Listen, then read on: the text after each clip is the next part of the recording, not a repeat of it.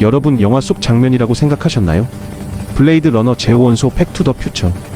우리가 스크린에서만 보던 그 장면들. 하지만 이제 현실입니다. 올해 말 중동의 도시 두바이 하늘에 날아다니는 택시가 실제로 등장합니다. 헬리콥터가 아닙니다. 연기도 없고 소음도 거의 없는 전기 에어 택시입니다. 지금부터 여러분께 보여드릴 내용은 단순한 뉴스가 아닙니다. 우리가 살아갈 미래 교통의 완전한 혁명입니다. 10년 뒤, 20년 뒤가 아닙니다. 바로 올해입니다. 자, 이제 하늘로 올라가 보겠습니다. 이 택시는 우리가 알고 있던 헬리콥터와 전혀 다릅니다. 겉모습부터 다릅니다. 헬리콥터처럼 큰 프로펠러 하나가 머리 위에서 돌아가는 게 아니라 작은 전기 모터 여러 개가 기체 곳곳에 배치되어 있습니다. 기름을 쓰지 않습니다. 모두 전기로 움직입니다. 그래서 매연이 없고 소음도 훨씬 적습니다. 헬리콥터가 지나가면 귀를 막아야 할 정도로 시끄럽죠. 하지만 이 에어택시는 도심 한복판에서도 조용히 이착륙할 수 있도록 설계된 비행체입니다. 실제로 시험 비행 영상을 보면 소음 수준이 일반 대화 소리보다 약간 큰 정도입니다. 빌딩 옥상에 착륙해도 주변 사무실에서 일하는 사람들이 거의 방해받지 않을 수준이라는 겁니다. 속도는 시속 약 300km. 서울에서 부산까지 자동차로 가면 4시간 넘게 걸리죠. 에어택시로는 1시간이면 충분합니다. 물론 아직 장거리 노선은 아니지만 기술적으로는 가능하다는 이야기입니다. 한 번 충전하면 약 160km를 날 수 있습니다. 서울에서 대전까지 혹은 강남에서 인천공항까지 왕복하고도 남는 거리입니다. 배터리 기술이 더 발전하면 이 거리는 계속 늘어날 겁니다. 자동차로 막히는 도로 대신 하늘을 가로질러 목적지까지 바로 이동하는 겁니다. 시간이 완전히 달라집니다. 출퇴근 시간 2시간이 20분으로 줄어듭니다. 공항 가는데 1시간 반이 걸렸다면 이제 15분이면 됩니다. 생각해보세요. 여러분이 강남역에서 회의가 있는데 인천공항 근처 사무실로 가야 한다고 가정해봅시다. 지금은 어떻게 가시나요? 지하철 갈아타고 공항철도 타고 최소 1시간 30분은 걸립니다. 차로 가도 교통 상황에 따라 1시간에서 2시간입니다. 하지만 에어택시를 타면 강남역 근처 빌딩 옥상 버티포트에서 출발해서 15분 만에 인천공항 근처 목적지 버티포트에 도착합니다. 회의 30분 전에 출발해도 여유가 있습니다. 이게 바로 에어택시가 가져올 변화입니다. 시간의 재편성입니다. 두바이는 언제나 세계 최초를 선택해온 도시입니다.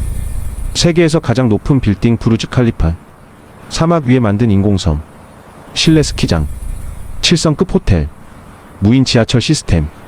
이 도시는 50년 전만 해도 사막의 작은 어촌 마을이었습니다. 석유가 발견되고 그 돈으로 도시를 만들기 시작했죠. 하지만 두바이의 리더들은 알고 있었습니다. 석유는 언젠가 고갈된다는 것을요. 그래서 그들은 선택했습니다. 미래를 선택했습니다. 석유 이후의 경제를 준비하기 위해 관광, 금융, 첨단 기술에 집중했습니다. 그리고 세계 최초라는 타이틀을 계속 만들어내며 전 세계의 관심을 끌었습니다. 에어택시도 마찬가지입니다. 이것은 단순한 교통수단이 아닙니다. 두바이가 미래를 먼저 보여주겠다는 강력한 선언입니다. 우리는 당신들이 상상만 하던 것을 현실로 만듭니다. 이것이 두바이가 전 세계에 보내는 메시지입니다. 그리고 두바이는 이미 준비가 되어 있습니다. 도시 전체가 계획도시입니다. 건물 하나를 지을 때도 미래의 기술을 고려해서 설계합니다.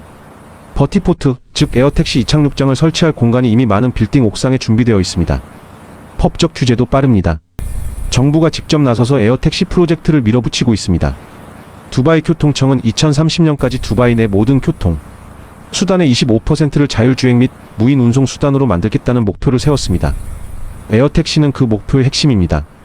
또 하나, 두바이의 지리적 조건도 완벽합니다. 도시가 좁고 밀집되어 있어서 에어택시의 효율이 극대화됩니다. 주요 거점 간 이동거리가 대부분 50km 이내입니다. 공항에서 도심까지, 관광지에서 호텔까지 모두 에어택시로 연결 가능한 거리입니다. 날씨도 좋습니다. 1년 중 대부분이 맑은 날씨입니다. 비행에 방해가 되는 악천후가 거의 없습니다. 이것도 에어택시 운영에 유리한 조건입니다. 그리고 무엇보다 두바이는 돈이 있습니다.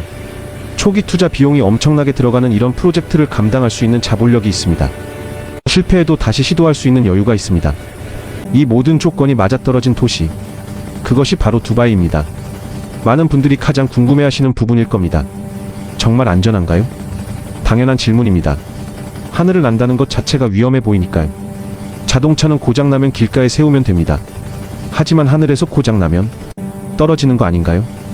결론부터 말씀드리면 이 에어택시는 여러분이 생각하는 것보다 훨씬 안전합니다. 왜냐하면 이미 수십 년간 항공산업에서 검증된 기술들이 총동원되었기 때문입니다. 첫 번째, 다중모터 시스템입니다. 이 에어택시에는 작은 전기 모터가 여러 개 달려 있습니다. 보통 8개에서 18개까지 장착되어 있습니다. 만약 그중 한두 개가 고장나도 나머지 모터들이 계속 작동하면서 안전하게 착륙할 수 있도록 설계되었습니다. 이것은 드론과 같은 원리입니다. 드론도 프로펠러 하나가 고장나면 나머지로 균형을 잡고 천천히 내려옵니다. 에어택시도 마찬가지입니다. 다만 훨씬 더 정교하고 안전장치가 많이 들어가 있습니다. 두 번째, 자동 비행 시스템입니다. 사람이 조종하지 않습니다. 컴퓨터가 모든 것을 제어합니다. 이륙부터 비행 경로, 착륙까지 모두 자동으로 이루어집니다. 컴퓨터가 조종하면 더 위험한 거 아닌가요? 오히려 반대입니다. 항공사고의 대부분은 인간의 실수 때문에 발생합니다. 피로, 판단착오, 긴급 상황에서의 패닉. 컴퓨터는 이런 실수를 하지 않습니다. 24시간 동일한 정확도로 작동합니다. 이미 현대 대형 여객기들도 대부분 자동 비행 시스템으로 날아갑니다. 조종사는 이륙과 착륙 때만 개입하고 나머지 시간은 컴퓨터가 조종합니다. 에어택시는 이 기술을 한 단계 더 발전시킨 것입니다. 세 번째, 실시간 모니터링 시스템입니다. 에어택시가 하늘을 날아다니는 동안 지상의 관제센터에서 모든 비행체의 위치와 상태를 실시간으로 추적합니다. 기체에 문제가 생기면 즉시 감지하고 가장 가까운 착륙 지점으로 안내합니다. 또한 에어택시끼리도 서로 통신합니다. 충돌 방지 시스템이 작동해서 두 대의 에어택시가 같은 공간에 접근하면 자동으로 경로를 조정합니다. 마치 자동차의 자동 긴급 제동 시스템처럼 사고가 나기 전에 미리 막는 겁니다. 네 번째, 낙하산 시스템입니다. 최악의 경우 모든 모터가 동시에 고장나는 상황이 발생한다면 그때는 기체 전체를 감싸는 대형 낙하산이 자동으로 펼쳐집니다. 마치 우주선이 지구로 귀환할 때 낙하산을 펴는 것처럼요. 이 낙하산은 수톤의 무게를 견디면서 천천히 하강시킬 수 있습니다. 승객은 충격을 최소화한 상태로 지상에 안착하게 됩니다. 다섯 번째, 철저한 테스트입니다. 이 에어택시는 이미 시험 비행을 마쳤습니다. 사람을 태운 상태로 실제 하늘을 날았습니다. 두바이 정부는 안전성과 기술력을 확인한 뒤 올해 말부터 상업 운행을 시작하겠다고 공식 발표했습니다. 무인 상태로 날린 테스트, 사람을 태운 테스트, 극한 기후 조건에서의 테스트, 비상 상황, 시뮬레이션 테스트까지 모든 경우의 수를 점검했습니다. 사실 우리는 이미 비슷한 기술을 매일 사용하고 있습니다. 자율주행 자동차, 지하철 무인 운전 시스템, 비행기 자동 조종 장치. 에어택시는 이 모든 기술을 하나로 합친 결과물입니다. 그리고 한 가지 더. 초기에는 사람이 타지 않는 화물 운송부터 시작할 가능성이 높습니다. 몇 년간 안정적으로 운영되는 것을 확인한 뒤 그 다음에 승객 운송으로 확대할 겁니다. 단계별로 신중하게 진행됩니다. 안전은 선택이 아니라 필수입니다. 이 기술을 만든 사람들도 운영하는 정부도 모두 그 점을 가장 중요하게 생각하고 있습니다. 자, 그럼 실제로 두바이에 가서 에어택시를 타려면 어떻게 해야 할까요? 먼저 스마트폰 앱을 엽니다. 우버나 카카오택시처럼 에어택시 전용 앱이 있을 겁니다. 앱을 열면 현재 내 위치 근처에 있는 버티포트 목록이 뜹니다. 버티포트는 에어택시가 이착륙하는 장소입니다. 빌딩 옥상, 전용 터미널, 주요 관광지 근처에 설치되어 있습니다. 가장 가까운 버티포트를 선택하고 목적지를 입력합니다. 그러면 예상 비용과 예상 소요 시간이 표시됩니다. 확인 버튼을 누르면 예약 완료. 몇 분 뒤 에어택시가 도착합니다. 버티포트로 올라갑니다. 엘리베이터를 타고 건물 옥상으로 이동합니다. 대기 공간에서 잠시 기다리면 담당 직원이 안내해줍니다. 안전 수칙을 간단히 설명하고 탑승 게이트로 안내합니다. 에어택시는 이미 도착해 있습니다. 문이 자동으로 열립니다. 안으로 들어갑니다. 좌석은 24명 정도 탈 수 있게 되어 있습니다. 안전벨트를 맵니다. 그리고 문이 닫힙니다. 화면에 비행 정보가 표시됩니다. 잠시 후 이륙합니다라는 메시지가 뜹니다. 부드럽게 기체가 위로 떠오릅니다. 생각보다 조용합니다. 진동도 거의 없습니다. 창밖으로 두바이의 마천루가 점점 작아집니다.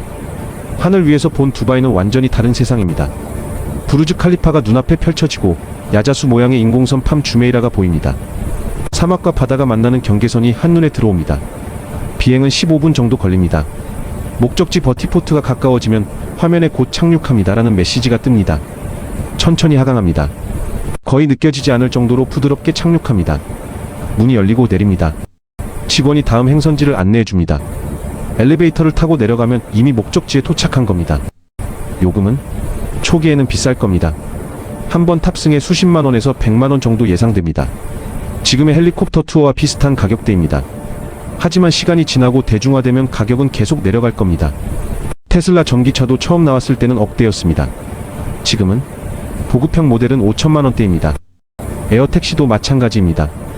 기술이 발전하고 대량 생산이 이루어지면 가격은 계속 하락합니다. 10년 뒤에는 일반 택시보다 약간 비싼 정도로 누구나 이용할 수 있는 교통수단이 될 겁니다. 두바이가 가장 먼저 시작하지만 에어택시는 두바이만의 이야기가 아닙니다. 전 세계가 지금 이 기술에 주목하고 있습니다. 미국에서는 이미 여러 도시가 에어택시 테스트를 진행 중입니다. 로스앤젤레스는 2028 올림픽을 목표로 에어택시 상용화를 준비하고 있습니다. 올림픽 기간 동안 관광객과 선수들을 에어택시로 수송하겠다는 계획입니다. 뉴욕도 움직이고 있습니다. 맨해튼에서 JFK 공항까지 지금은 차로 1시간 이상 걸립니다. 에어택시를 타면 10분이면 됩니다.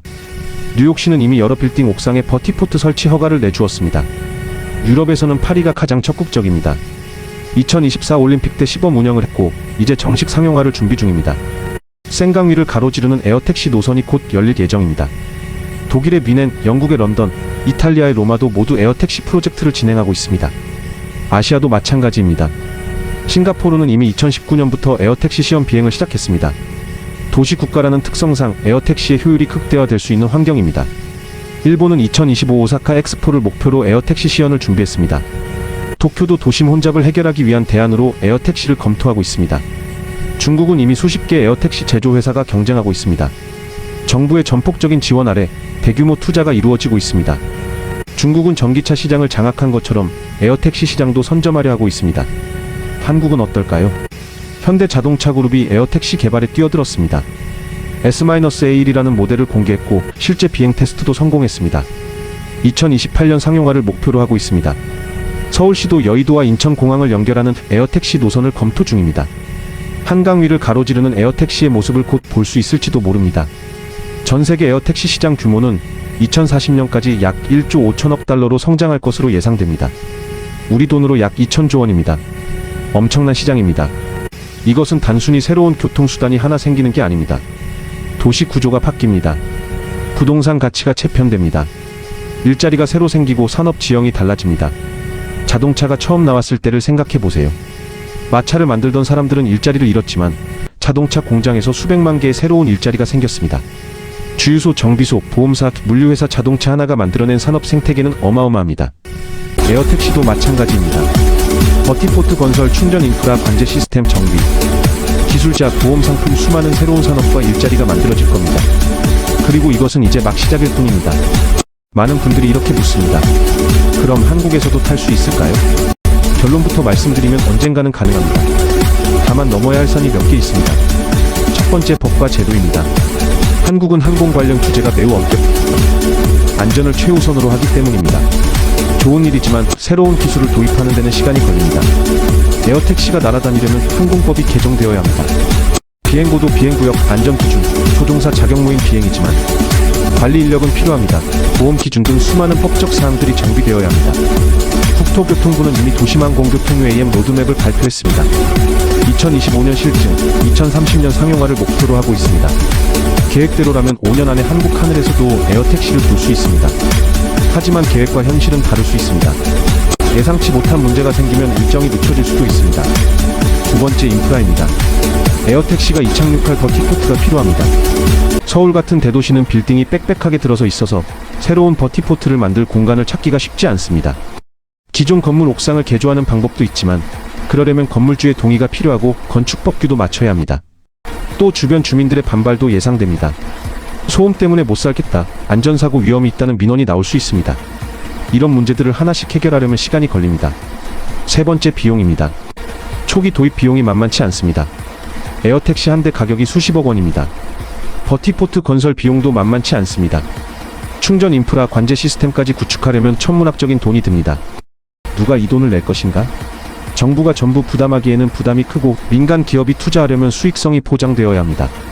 초기에는 이용요금이 비쌀 수밖에 없고 요금이 비싸면 이용객이 적을 수밖에 없습니다. 이 딜레마를 어떻게 풀 것인가가 관건입니다. 네 번째, 사회적 수용성입니다. 한국 사람들이 에어택시를 받아들일 준비가 되어 있을까요? 새로운 기술에 대한 두려움, 안전에 대한 우려, 높은 요금에 대한 거부감 등이 있을 수 있습니다. 하지만 생각해보세요. 우리는 이미 많은 것들을 받아들였습니다. 무인 지하철, 자율주행 버스, 드론 배송, 로봇 바리스타, 처음에는 모두 낯설고 무서웠습니다. 하지만 지금은 일상이 되었습니다. 에어택시도 마찬가지일 겁니다.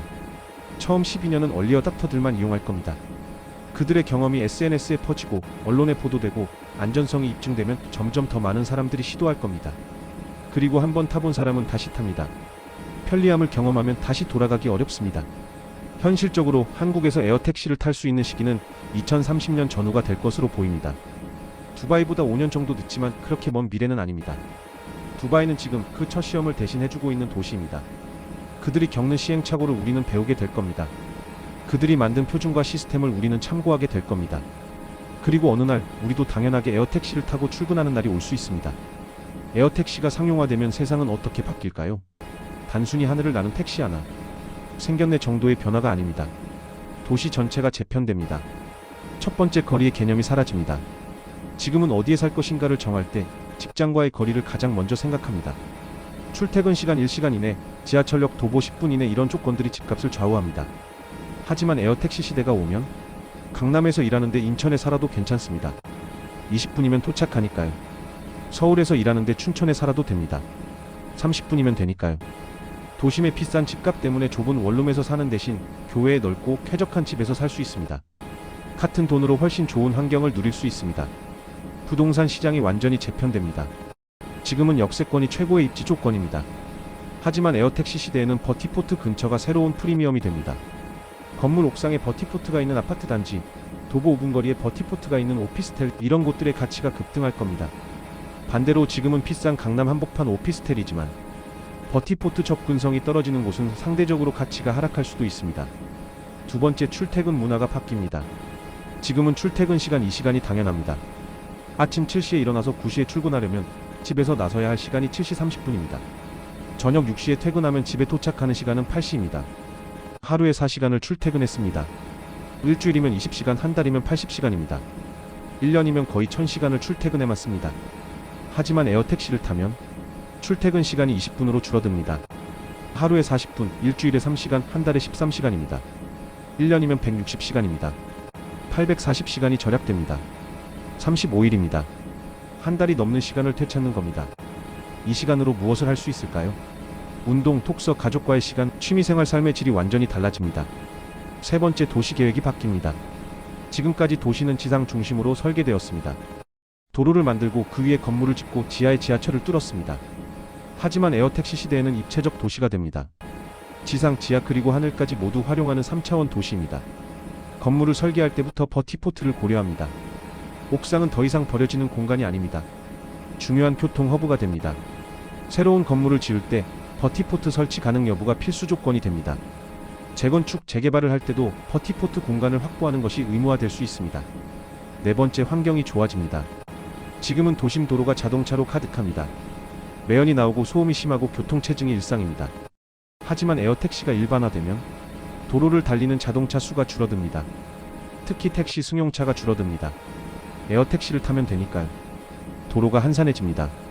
대기질이 좋아집니다. 소음이 줄어듭니다. 도심 한복판이 쾌적해집니다. 전기 에어택시는 탄소를 배출하지 않습니다. 친환경 교통수단입니다.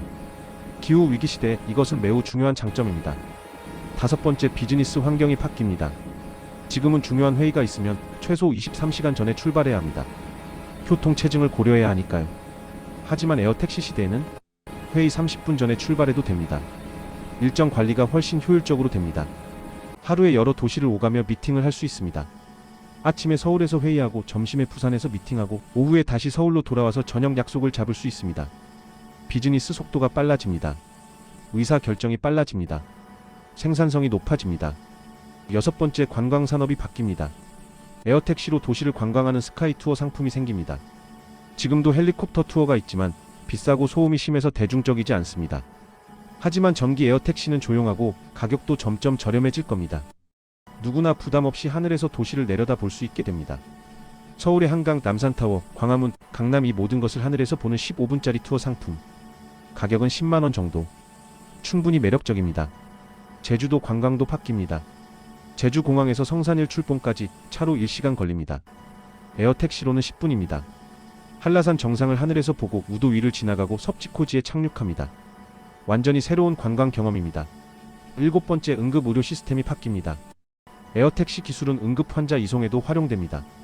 지금은 응급차가 도로를 달려가야 하니까 교통체증 때문에 늦어지는 경우가 많습니다. 하지만 에어 앰뷸런스가 있다면 심장마비 환자, 교통사고, 중상자를 가장 빠르게 대형 병원으로 이송할 수 있습니다. 골든타임을 지킬 수 있습니다. 생명을 구할 수 있습니다. 산간 지역, 섬 지역 주민들에게는 더욱 중요합니다. 지금은 응급 환자가 생기면 배를 타고 나와야 하거나 헬리콥터를 부르는데 시간이 오래 걸립니다. 에어 앰뷸런스는 즉시 출동해서 환자를 이송할 수 있습니다. 8번째, 물류 시스템이 바뀝니다. 사람만 태우는 게 아닙니다. 화물도 실을 수 있습니다. 급한 서류, 중요한 의약품, 고가의 부품 빠르게 배송해야 하는 것들을 에어택시로 운송합니다. 당일 배송이 당연해집니다. 오전에 주문하면 오후에 받습니다. 서울에서 주문한 물건을 부산에서 저녁에 받을 수 있습니다. 이커머스 업체들은 에어택시 물류망을 구축할 겁니다. 배송 속도 경쟁이 새로운 차원으로 넘어갑니다. 이 모든 변화가 한꺼번에 오지는 않을 겁니다. 하지만 10년, 20년 안에 하나씩 현실이 될 겁니다. 하늘을 나는 택시. 이제는 꿈의 이야기가 아닙니다. 우리가 자동차를 처음 보았을 때처럼 조금 낯설 뿐입니다. 교통의 미래는 이미 하늘에서 시작되고 있습니다. 물론 모든 것이 완벽한 것은 아닙니다.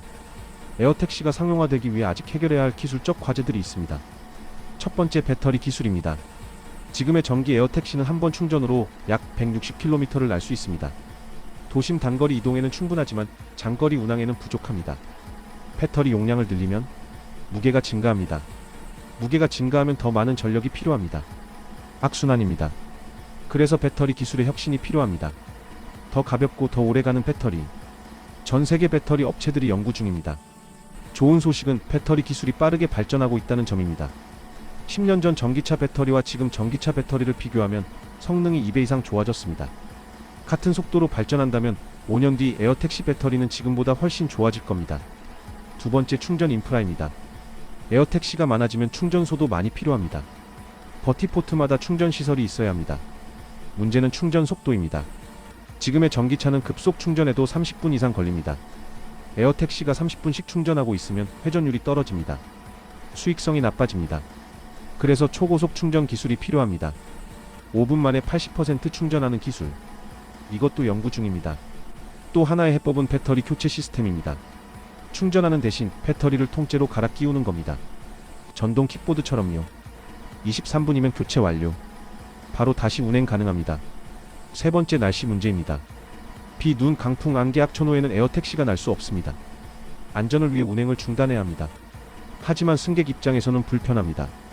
중요한 약속이 있는데 오늘은 날씨가 안 좋아서 운행을 안 합니다라고 하면 곤란합니다. 그래서 기상 예측 시스템과 연계해야 합니다. 실시간으로 기상 상황을 모니터링하고 안전하게 비행할 수 있는 경로를 자동으로 계산하는 시스템. 이것도 개발 중입니다. 또한 악천후에도 어느 정도 견딜 수 있는 기체 설계도 필요합니다. 완전 자율 비행이 아니라 지상 관제사의 지원을 받으면서 안전하게 운항하는 시스템도 고려되고 있습니다. 네 번째, 소음 문제입니다.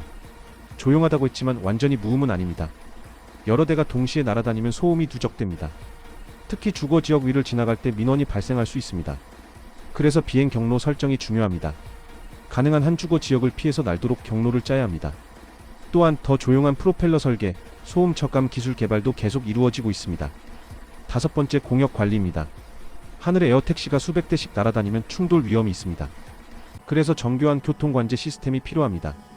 마치 비행기가 관제탑의 지시를 받으며 이착륙하듯이 에어택시도 중앙관제 시스템과 연결되어 실시간으로 위치를 공유하고 경로를 조정해야 합니다. 이것을 UTMURBAN, 에어 모빌리티 트래픽 매너지먼트라고 합니다. NASA, 유럽항공안 전청 EASA 등에서 표준을 개발하고 있습니다.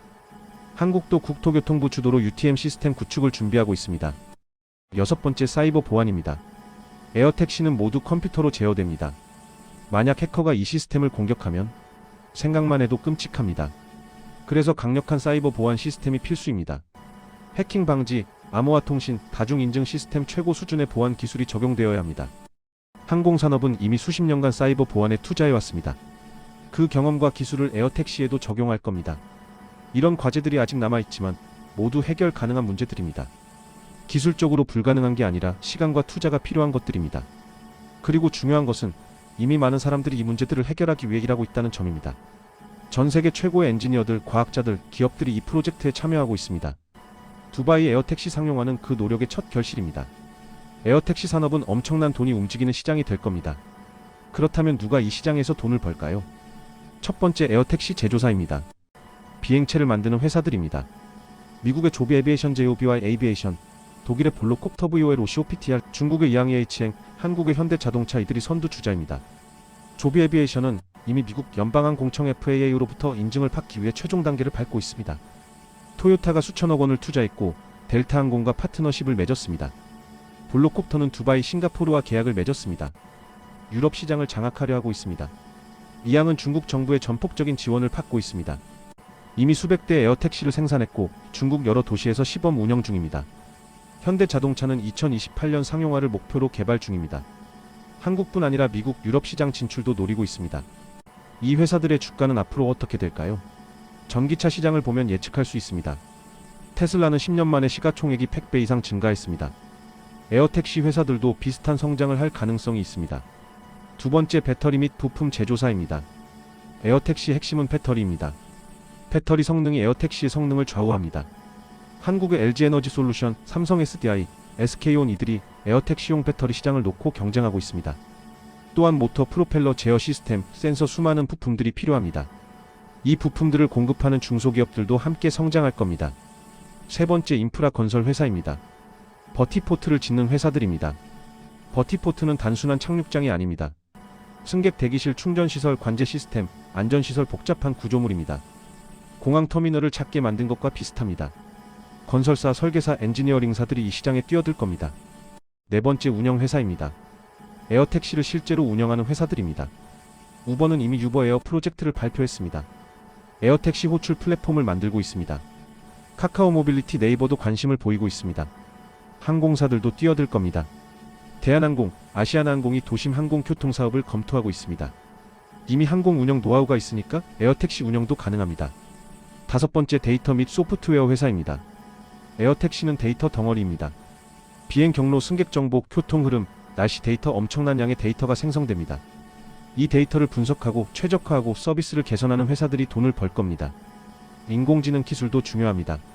자율 비행 알고리즘, 경로 최적화 알고리즘, 안전 시스템 모두 AI가 필요합니다.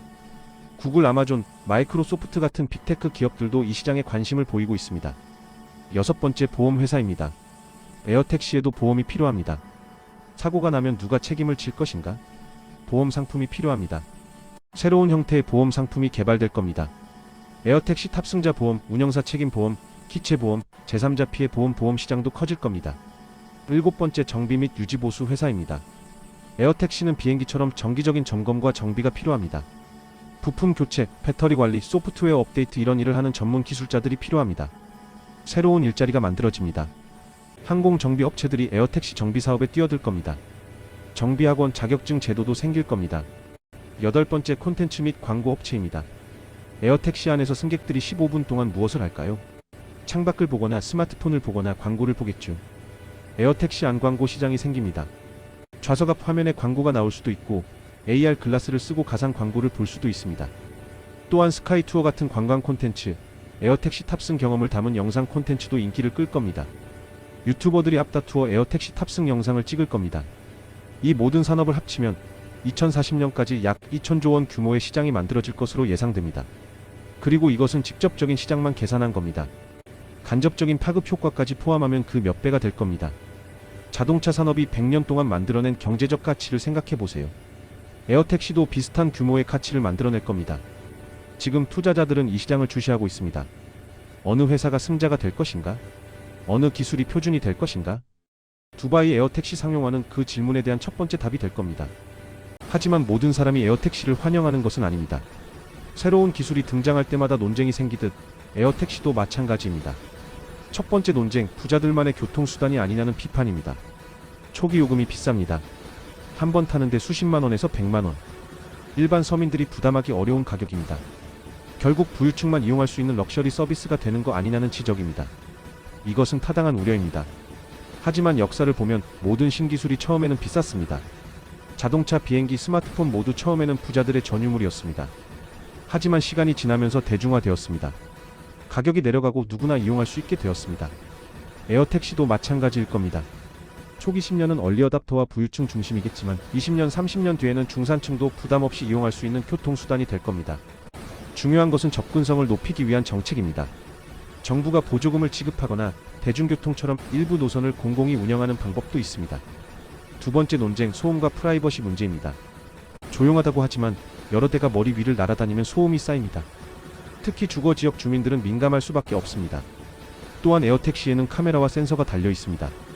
안전을 위해 필요한 장치지만 이것이 사생활 침해로 이어질 수 있다는 우려도 있습니다. 하늘에서 내려다보는 카메라가 내 집안을 들여다보는 건 아닐까? 내 일상이 감시당하는 건 아닐까? 이런 우려를 해소하기 위해서는 명확한 규제가 필요합니다. 비행 경로를 주거 지역에서 멀리 설정하고 카메라 촬영 범위를 제한하고 데이터 보호 규정을 강화해야 합니다. 세 번째 논쟁, 기존 교통산업 종사자들의 일자리 문제입니다. 에어택시가 활성화되면 택시기사, 버스기사, 지하철 기관사 이들의 일자리가 위협받을 수 있습니다. 자율주행 자동차가 등장했을 때도 같은 논쟁이 있었습니다. 운전기사들이 일자리를 잃는다는 우려였죠. 하지만 동시에 새로운 일자리도 생깁니다. 에어택시 정비사, 버티포트 운영자, 관제사, 충전 인프라 관리자 기술 변화는 일자리를 없애기도 하지만 동시에 새로운 일자리를 만들어냅니다. 중요한 것은 전환 과정을 잘 관리하는 겁니다. 기존 종사자들에게 재교육 기회를 제공하고 새로운 산업으로 이동할 수 있도록 지원해야 합니다. 네 번째 논쟁, 환경 문제입니다. 전기 에어택시는 탄소를 배출하지 않으니 친환경이라고 했지만 정말 그럴까요? 전기를 만드는 과정에서 탄소가 배출됩니다. 배터리를 만드는 과정에서도 환경 오염이 발생합니다. 폐배터리 처리 문제도 있습니다. 또한 에어택시 인프라를 만들기 위해 새로운 건설이 이루어지면 그 과정에서도 탄소가 배출됩니다. 진정한 친환경이 되려면 전체 생애 주기에서 탄소 발자국을 줄여야 합니다. 재생에너지로 전기를 만들고 배터리 재활용 시스템을 구축하고 친환경 건설 방법을 사용해야 합니다. 다섯 번째 논쟁, 안전 규제와 책임 소재입니다. 만약 사고가 나면 누구의 책임일까요? 제조사? 운영사? 소프트웨어 개발사? 승객? 자율주행이기 때문에 책임 소재가 불분명합니다. 명확한 법적 기준이 필요합니다. 또한 국제선은 어떻게 할 건가요? 국경을 넘어 날아다니는 에어택시는? 각 나라마다 다른 안전 기준을 어떻게 조율할 건가요? 이런 문제들은 국제적인 협력과 합의가 필요합니다. 이 모든 논쟁은 중요합니다. 무시해서는 안 됩니다. 에어택시가 성공적으로 정착하려면 이런 우려들을 하나씩 해결해 나가야 합니다. 기술만으로는 부족합니다. 사회적 합의, 제도적 뒷받침, 윤리적 기준, 이 모든 것이 함께 갖춰져야 합니다. 두바이는 이 첫 번째 실험을 하고 있습니다. 성공도 있을 것이고 실패도 있을 겁니다. 그 과정에서 배우고 개선하고 발전시켜 나갈 겁니다. 그렇다면 전문가들은 에어택시를 어떻게 평가할까요? 항공 전문가들은 대체로 긍정적입니다. 기술적으로 충분히 가능하고 안전성도 검증되고 있다고 말합니다. 다만 시간이 필요하다고 강조합니다. 서두르면 안 된다고요. 도시계획 전문가들은 흥미롭게 지켜보고 있습니다. 에어택시가 도시 구조를 어떻게 바꿀지, 교통체증 문제를 실제로 해결할 수 있을지 관심을 갖고 있습니다. 환경 전문가들은 조건부 찬성입니다. 재생에너지와 결합된다면 좋은 대안이 될 수 있지만 그렇지 않으면 또 다른 환경 문제를 일으킬 수 있다고 경고합니다. 경제학자들은 시장성을 분석합니다. 초기 투자 대비 수익성이 나올 것인지, 얼마나 빨리 대중화될 수 있을지 계산합니다. 의견은 분분하지만 대부분 장기적으로는 성장할 것이라고 전망합니다. 사회학자들은 불평등 문제를 우려합니다. 새로운 기술이 사회적 격차를 더 벌리는 도구가 되어서는 안 된다고 주장합니다. 법학자들은 법적 공백을 지적합니다. 현행 법체계로는 에어택시를 제대로 규제할 수 없다며 새로운 법률 제정이 시급하다고 말합니다. 각 분야의 전문가들이 서로 다른 시각에서 바라보고 있습니다. 이것은 자연스러운 일입니다. 에어택시는 단순한 교통수단이 아니라 사회 전체에 영향을 미치는 변화이기 때문입니다. 중요한 것은 이런 다양한 목소리에 귀 기울이는 겁니다. 기술 개발자만의 판단으로 밀어붙이는 것이 아니라 여러 전문가들의 의견을 수렴하고 사회적 합의를 이루어가는 과정이 필요합니다. 결국 중요한 질문은 이것입니다. 우리는 준비되었는가? 기술적으로는 거의 준비되었습니다. 몇 가지 과제가 남아있지만 해결 가능한 수준입니다. 경제적으로는 시간이 필요합니다. 초기 투자 비용이 크고 수익 모델이 아직 불확실합니다. 하지만 투자자들의 관심은 뜨겁습니다. 법적으로는 많이 부족합니다. 대부분의 나라에서 에어택시 관련 법규가 미비합니다. 빠르게 정비해야 합니다. 사회적으로는 아직 논쟁 중입니다. 찬성하는 사람도 있고 반대하는 사람도 있습니다. 더 많은 대화와 합의가 필요합니다. 심리적으로는 어떨까요? 여러분은 에어택시를 탈 준비가 되셨나요? 솔직히 말하면 처음에는 무서울 겁니다. 하늘을 난다는 것 자체가 낯선 경험이니까요. 하지만 비행기도 처음에는 무서웠습니다. 지금은 수백만 명이 매일 비행기를 탑니다. 에어택시도 마찬가지일 겁니다. 처음에는 두렵고 낯설지만 몇 번 타다 보면 익숙해질 겁니다. 그리고 언젠가는 예전에는 어떻게 땅 위에서만 이동했지? 라고 생각하게 될 겁니다. 준비는 완벽할 수 없습니다. 새로운 시도는 언제나 불완전한 상태에서 시작됩니다. 중요한 것은 시작하는 겁니다. 그리고 하면서 배우고 개선해 나가는 겁니다. 두바이가 지금 그 첫걸음을 내딛고 있습니다. 전 세계가 지켜보고 있습니다. 성공하면 다른 도시들이 따라할 겁니다. 실패하면 교훈을 얻고 다시 시도할 겁니다. 어느 쪽이든 이것은 멈출 수 없는 흐름입니다. 교통의 미래는 하늘을 향하고 있습니다. 여러분 기억하십시오. 100년 전 자동차가 처음 등장했을 때 사람들은 말했습니다. 말이 더 안전하다, 너무 빠르다, 위험하다. 50년 전 비행기가 대중화되기 시작했을 때 사람들은 말했습니다. 하늘을 나는 건 새들만 하는 거다. 너무 비싸다. 사고 나면 다 죽는다. 20년 전 스마트폰이 나왔을 때 사람들은 말했습니다. 전화기에 그런 기능이 왜 필요해? 컴퓨터는 책상 위에 있어야지 유행일 뿐이다. 하지만 지금은 자동차 없는 세상을 상상할 수 없습니다. 비행기는 전 세계를 연결하는 필수 교통수단입니다. 스마트폰은 우리 손안에 있습니다. 에어택시도 마찬가지일 겁니다. 10년 뒤, 20년 뒤 우리는 에어택시를 타고 출근하고 여행하고 생활할 겁니다. 그리고 젊은 세대는 이렇게 물을 겁니다. 예전에는 정말 땅 위에서만 이동했어요? 하늘을 나는 택시. 이제는 꿈의 이야기가 아닙니다. 우리가 자동차를 처음 보았을 때처럼 조금 낯설 뿐입니다. 교통의 미래는 이미 하늘에서 시작되고 있습니다. 그리고 그 시작은 올해 말 두바이에서 볼 수 있습니다. 여러분도 준비하세요. 곧 여러분 머리 위로 조용하고 깨끗한 에어택시가 날아갈 겁니다. 미래는 이미 와 있습니다. 단지 고르게 분배되지 않았을 뿐입니다. 하지만 곧 모두의 것이 될 겁니다. 감사합니다.